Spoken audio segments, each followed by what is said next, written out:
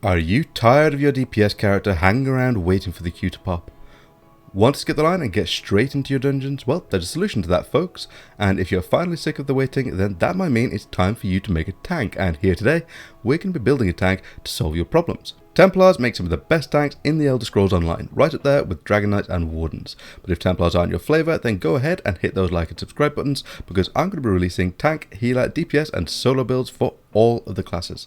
So let's get started. First thing is first, which is the race, which in this case will be a Nord. This is the best race for any tank class, allowing you to boost your defences while providing consistent ultimate generation, meaning better group support. Next is the food buff, which should be the Bewitched Sugar Skulls, providing the best spread of all 3 max stats, along with some health regen to boot.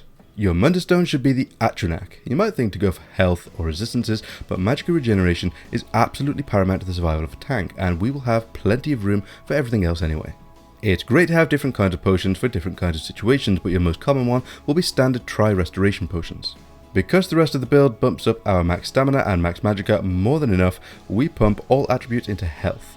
Your champion points starting in the warfare section will be Ironclad, Duelist Rebuff, Unassailable and Enduring Resolve, and in the fitness section we have Rejuvenation, Fortified, Boundless Vitality and Bracing Anchor. Now let's move on to the gear. The first set we're going to be running is Perfected Claw of Yolnahkriin, which you can get from Vet Cloudrest. If you can't get into trials yet though, go with Pangrit Denmother from Lost Depths, which provide the same group buff. Next up is Turning Tide from Shipwright's Regret, which is hands down one of the best in the game for tanking. This allows us to provide the very valuable Major Vulnerability debuff, which helps your group's damage output massively. We run a monster set on this build, which will be Nazaray. Pop your ultimate straight after you've activated Turning Tide and any other debuffs you have, and the duration will be extended by a lot. You get this one from Shipwright Regret as well. On the front bar, we run the Master's Perfected Sword and Shield, which adds a ton of healing and resistances whenever we use our primary taunt, which is very efficient and a great way to take the pressure off your healer. Now that we've covered the gear, let's move on to the skills. On the front bar, we'll be running Silver Leash, Defensive Stance, Resolving Vigor, Pierce Armor, Heroic Slash and Aggressive Horn, and on the back bar we have Elemental Blockade, Frost Clench, Radiant Aura, Extended Ritual, Restoring Focus and Replenishing Barrier.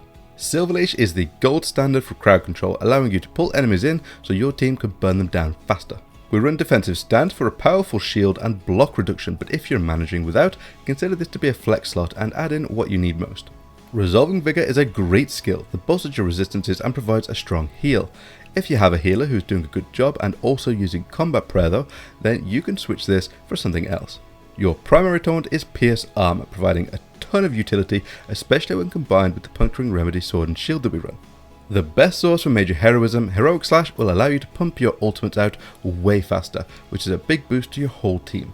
Your primary ultimate is Aggressive Horn, which provides an unparalleled damage boost to your entire group for a very long duration.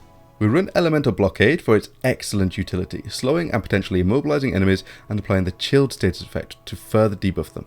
The very same goes for Frost Clench, which serves as a ranged taunt and provides a bunch of utility with the chilled status effect, Minor Brittle and Major Maim. Radiant Aura is an excellent skill for boosting your group's overall sustain and also passively boosts your own sustain when slotted on either bar. Your source of Major Resolve is Restoring Focus, which is one of the best skills in the game. Not only does it provide this on top of a powerful heal over time, but you also restore a massive amount of stamina over its duration as well, allowing for near perma blocking. And finally, we have Replenishing Barrier, which will protect your team through many game mechanics and strong threats while restoring ultimate back to you. That should be all that you need to know to build your own Templar tank, and with this setup, you'll be more than capable of taking on the toughest content in the game. And if you want to see more like this, remember to hit those like and subscribe buttons and leave your thoughts in the comments section below. Take care, and as always, have fun.